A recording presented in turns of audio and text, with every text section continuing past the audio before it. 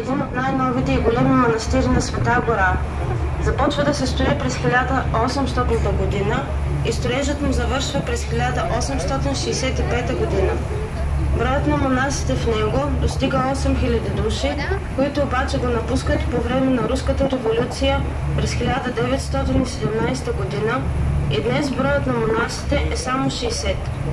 Главната църква празнува на деня на Свети Пантелеймон. В северното крило има много параклищчета и още две църкви, тази на Александър Невски и на Света Скепи, с места за 1000 монаси. Голямата камбанария с конусообразния купол има 33 камбани, като една от тях тежи 13 тона.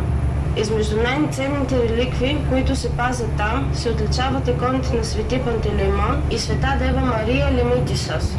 В манастирската библиотека се пазят 1320 гръцки ръкописа, 600 славянски и 20 000 печатни книги.